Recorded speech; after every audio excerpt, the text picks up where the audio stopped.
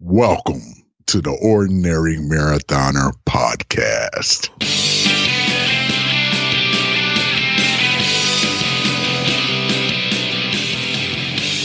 Hello and welcome to the Ordinary Marathoner Podcast. My name's Coach Scott. I'll be your host today.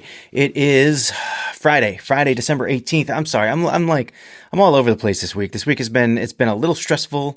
It's been a little crazy, a little nuts. I'm driving myself mad. But I'm here. I needed to kind of keep that promise of doing one podcast per week, no matter kind of what the schedule has been. And we've had some hiccups here this week.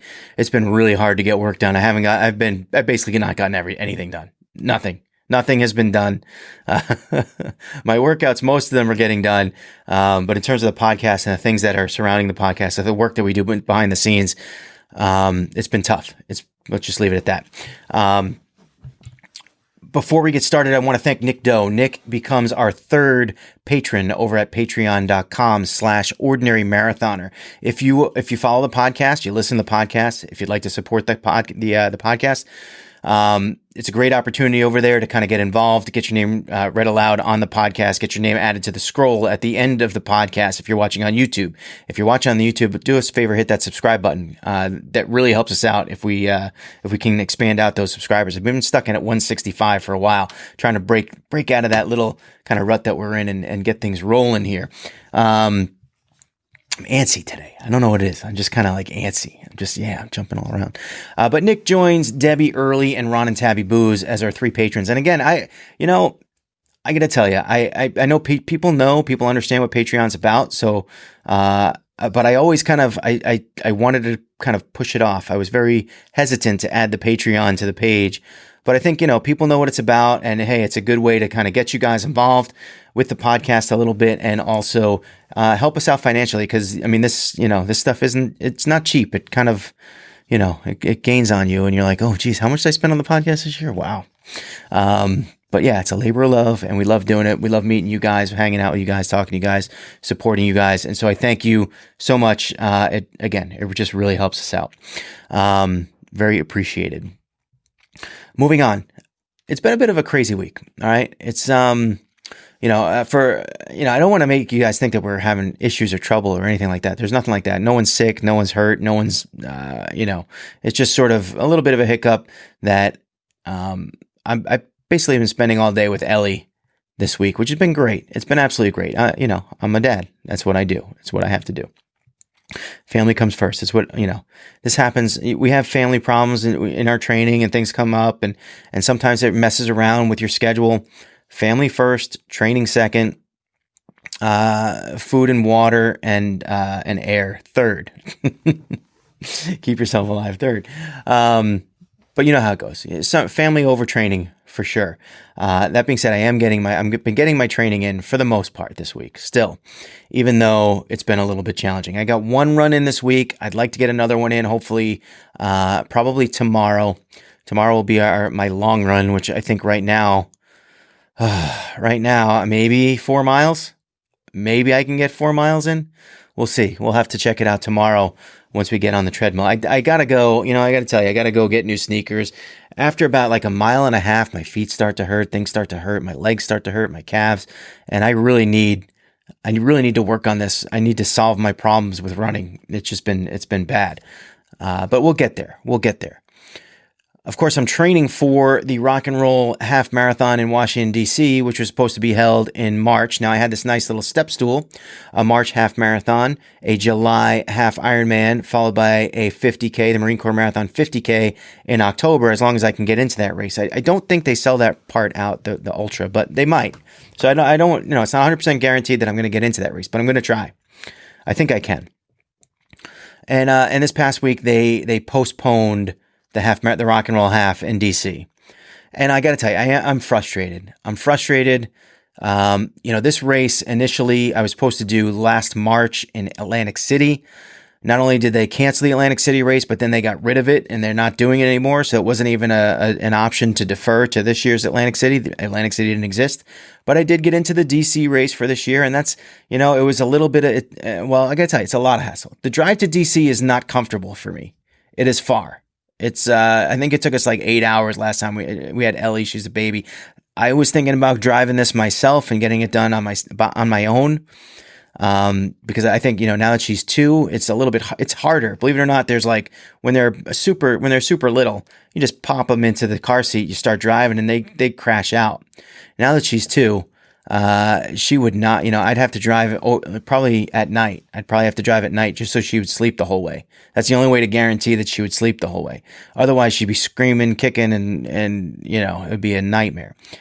So chances are I probably would have had to go down this year by myself, but that would have been the solution. I would have done that. But now they've postponed that race to November. And so I've lost that step stool, right? So it's frustrating. It's frustrating to me. I wish that they would just give me an option to get my money back. Because right now it's still 2020, and by deferring to the next year again, it's basically the options for me are terrible. They're terrible. It is like you can sign up for 10 different races. None of them are close. They're all far away, like San Diego far away. And not that I wouldn't love to go to San Diego. I actually have a client, I think, running that race. But it's a long way away for a half marathon. So I'm not planning on doing that. The postponed date is November, which is right between my ultra marathon in October and Philadelphia Marathon, which is another one I deferred from last year in late November. So I'm not sticking a half marathon in between an ultra and a full marathon. That's insane too. So my other option is to defer to the following year. So I'm booking a race in 2022 already, which is just crazy. And I think what gets me is that this company is sitting here. They're canceling races. They're moving people around. They're forcing people to defer. They're not offering your money back. And they're still advertising. That's what the only part, and I get it, maybe they're trying to stay solvent and they're having issues. And that's part of the problem in our sport right now is that, we have these big companies like rock and roll, like Ironman, who are having trouble. They invest all this money to go to different towns and put on these races. And I'm sure maybe they're insured to a certain degree, but, they've collected all this money and they've already put a lot of expense, and then you wipe out that race and the race doesn't happen. And then, all those expenses are sunk unless they're insured, and they have to be well insured. Those expenses are sunk, and now you got to go to the next year. And you still have all the racers, so you're not getting any new revenue. All those races have been deferred, so you're not getting a lot of new revenue. Now, rock and roll is out there selling more races, and I kind of feel like, look, if you're going to be selling the races on the one hand, you have to be giving refunds on the other. And it makes me wonder. It just makes me wonder if, even though I've deferred to this 2022 race, is it really going to happen? I don't know. I worry about these big race companies because it feels like the business model is not ripe for a pandemic situation and the way we've reacted to the pandemic situation with all these cancellations. And it makes me worry about these big companies and whether or not they're going to be able to stay solvent in the next year or two. We'll find out, I guess. But it's frustrating when something like that a monkey wrench gets thrown into your schedule, right? I had the nice stepping stool. It's now gone. What do you do? Now I've learned things, right? Who says you can't teach an old dog? Look, I'm a cynical person. I don't like change. I am a stubborn, cynical person. But it doesn't mean I'm incapable of learning. And I think a lot of times in 2020, we all looked at this stuff and we looked at the races being canceled and we let it destroy ourselves mentally. For me, I can see it in my run training. I can see it in I've stopped swimming altogether. I can see it in my weight gain. I've been really good with the bike, really, really good with the bike. But overall, there's too many lapses in training versus positives. A lot of positives. A lot of lapses. And I think the weight is always kind of like a good gauge for me. It tells me, hey, you're not doing enough, or you're not paying attention to the diet, or whatever it may be. But, in that gauge, if I'm going by that gauge, the last 6 months haven't been that great. So, how what did I learn? What are the lessons that I learned over this past year that I'm going to put into play? And this was a lesson that was taught by a client of mine, Angela Fillmore. We've talked about this before, where instead of where everyone is just upset and angry and disgusted at the year and upset about their races being taken away, Angela looked at it as an opportunity to train for a race that she could never do before. Now, I don't have a race like that I can't do. Unless I decide to kind of just put on my own race and just do my own race. But I think in general, the way I'm going to look at it is, hey, you know what? Now I can kind of focus my attention to the half Ironman. Which is probably good for me because I really like training on the bike and I need that as part of my training. And now I can kind of just sort of incorporate the run on top of the bike that I was doing, and that seems like a better approach to training for me anyway right now. That's number one. Number two, in March, so March 27th was the race day, I would have had to taper for 1 week and then recover for 1 week. That's sort of my outlook on how to prepare for a half marathon. A tapering week and a recovery week. 1 week before, 1 week after. So that's 2 weeks that I have back to train. I no longer have a race that day. I no longer have to lose that week of training into tapering into recovery in 2 weeks. 1 week to tapering, 1 week. I can just train right through that.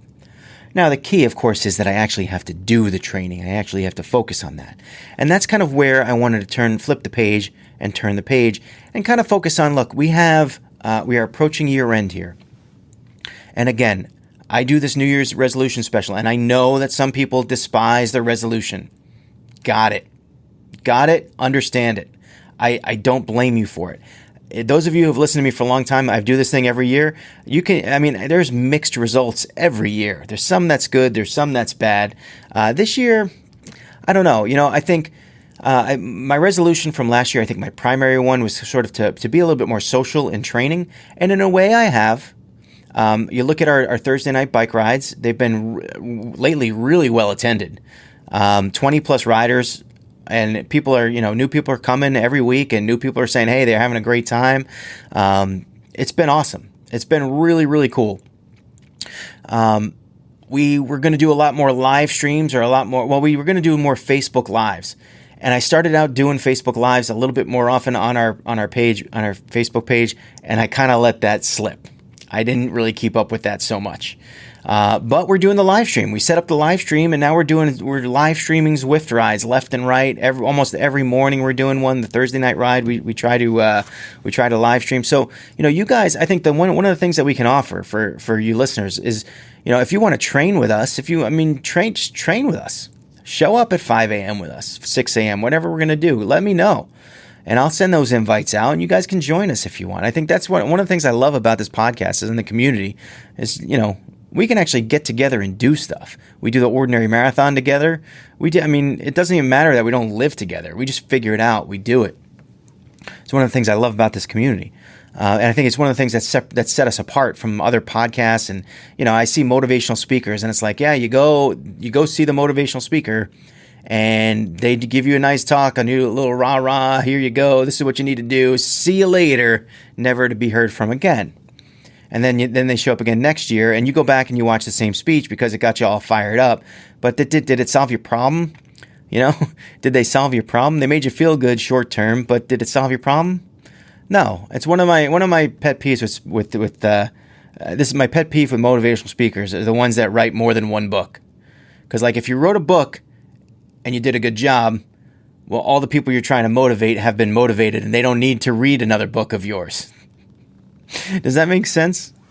But it's an industry, and they just keep you coming back. I think what we offer is, hey, come join us, come run with us, join the community, participate on our page, do all that great stuff, and we'll support you and give you support that you need. We'll answer questions that you have, attack problems as a community, and give you that option of, hey, come ride with us, come run with us, come share your stories. We love to hear them. I think that's unique about our Ordinary Marathoner community. And yes, I'm well aware, by the way, a couple people lately, do you know that you spend all your time on the bike and your podcast called Ordinary Marathoner? I know. Look, I'm not a fortune teller. All right. I didn't know I was going to get in a triathlon. I never knew I'd do an Ironman. I never knew I would love cycling and like to be indoors and ride my bike on Zwift. I didn't even know what Zwift was at the time. Things, they change, they happen. But the name, look, man, it's the name. I got the website. That's what I do.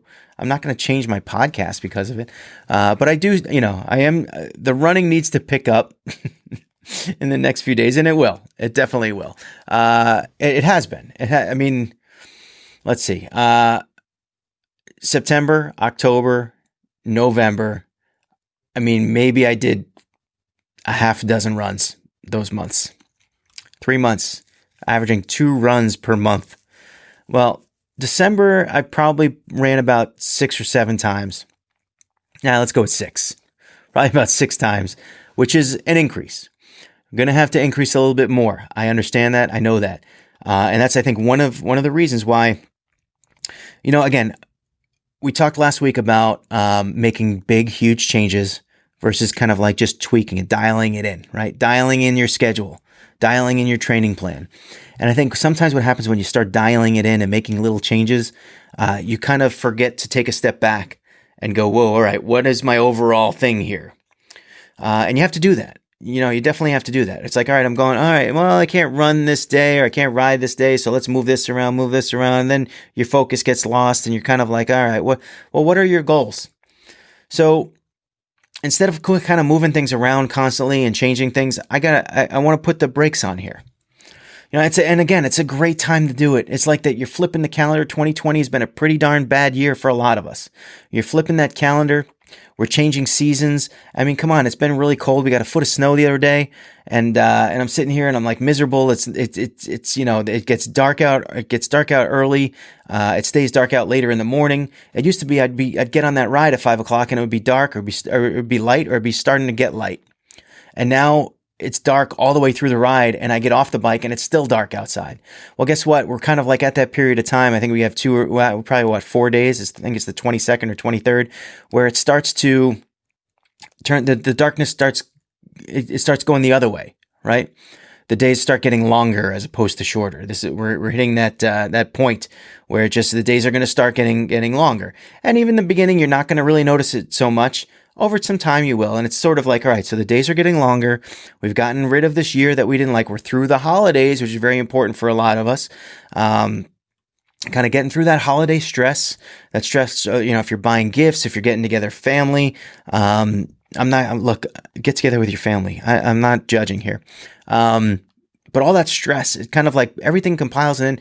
It's like, all right, turn the calendar, breathe out, start fresh. And for some people, that's like, people don't like that. They don't want to hear that. They don't want, especially like you're that person at the gym, right? That you go there every day and all of a sudden you get there on January 2nd, and now your machines aren't available because there's some guy that hasn't been there in 5 years, but's been paying dues for the last 5 years, deciding that he's going to start again, and he'll be there for the next 2 weeks, and then he'll leave you alone. Anyway, it's kind of like that weird time. But I think, you know what? You hit the brakes, you take an aerial view, you see what's working, what's not, and now's the time to make some changes. And they don't have to be huge, sweeping changes. We've had years on this New Year's resolution special where I've made sweeping changes to different degrees of success and failure. We've had years where I've made very minor changes. It's just, it's, hey, what do you need at this point? So let's hit the brakes. Take that aerial view and then kind of make the change. We're going to be doing that for our special either next week or the week after, probably the week after, I think. But I'm looking forward to it this year. I'm looking forward to kind of taking that look, getting that, taking that look in the mirror and saying, all right, what's the plan? What's the plan, Stan? What's the plan for next year? We're going to get that taken into account for sure. Lastly, I want to thank, before we get going for the day, I want to thank Jason Remington over at Trek New Hartford. Now, if you guys remember a couple months ago, I brought my bike into the local bike store. I brought it in on a Friday. They told me I could have it back on a Monday. They actually said Sunday, but they were closed Sunday. They looked at it. They said I need a lot of work. I said, okay, let's do it. And they said, all right. And they threw my bike in the basement. where they keep all the other bikes. And they said, all right, we'll call you when it's going to get done, probably on Monday. Well, Monday came and went. Tuesday at about noon, I said, all right, it's time for me to check up. And I called up, and I hated calling, right? It's like one of those things you got to call. And you're like, you don't want to complain, but you want to know what's going on. And the guy said, well, we probably won't get to it today, but definitely by tomorrow. And we're not even really 100% sure that we have the parts that we need to fix your bike. Oh, you gotta be kidding me. So I did what anyone would do. I went and I took the bike back. I took the bike back home. I had a big ride. I had the, the USA Triathlon ride the next day, and I couldn't risk having my bike there for another whole day. And for the life of me, I can't figure it out. You know, I mean, places like your barber, the barber shop, the beauty salon, they got it down, right? I mean, they can figure it out.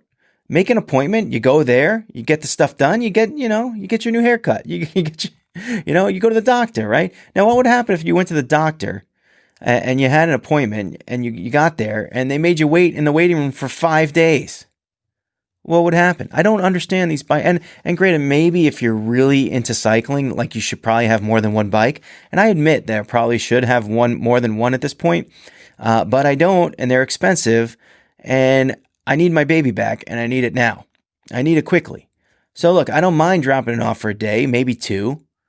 I get it if there's like a line, and maybe something happens to something that you're working on that it takes a little longer than you expected. Look, we're reasonable people here.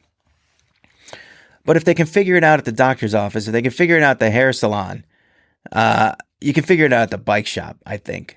And so it drove me a little nuts. And I talked about it on the podcast, and Jason said, hey, if you want to drive the bike out to New York, I'll do the work. I'll get it done in a day. And so we did. We took him up on the offer. He got us the parts. He sourced us the parts that we needed. I put the bike on the bike rack, and me and Sam drove 3 hours out to New York. Got the work done. It took him a few hours. We saw Matt Shore, met his family, went out to a nice lunch. Got the bike, threw it back on the car, headed home.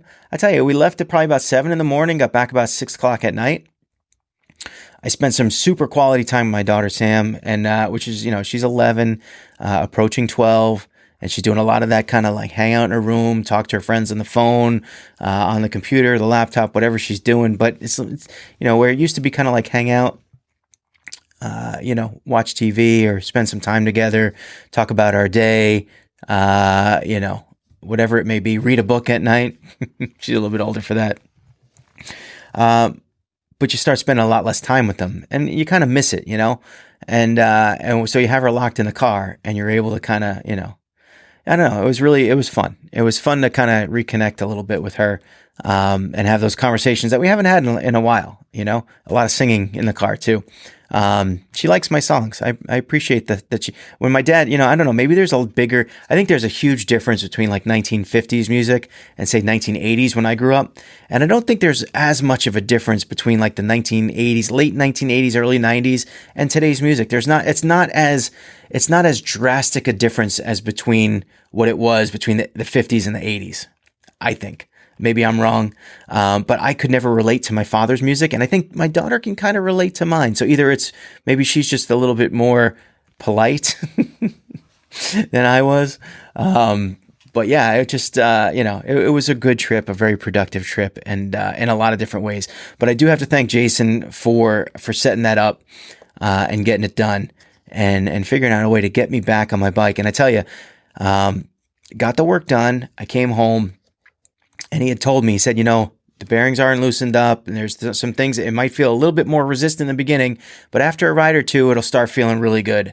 And I'm thankful that he told me that, because the first ride, I tell you, I was like, oh my God, what did I do? This was a bad decision. Everything feels hard. It feels harder to pedal.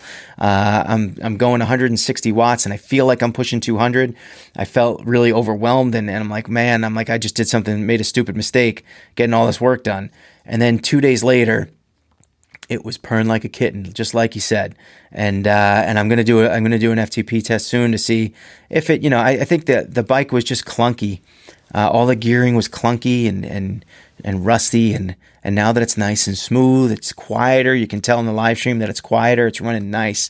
And I think maybe maybe the idea and the decision to get new equipment on that bike, as opposed to either just buying a brand new bike or doing something crazy, was a good one. It was a good one, and I'm looking forward to kind of testing it out and seeing if it helped me out with my productivity, with my performance. We'll see about that.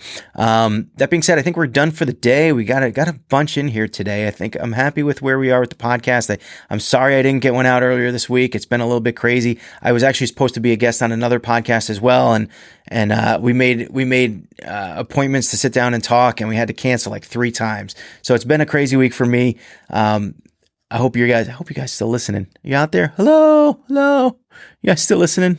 All right. I love you guys, man. Anyway, but yeah, look forward to our New Year's resolution special coming up soon. I'm working on that video for the Ordinary Half Marathon that we talked about a couple weeks ago.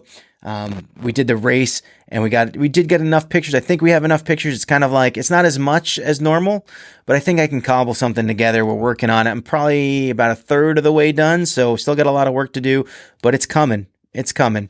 And with that, remember, every day is an ordinary day unless you make it extraordinary. So get after it.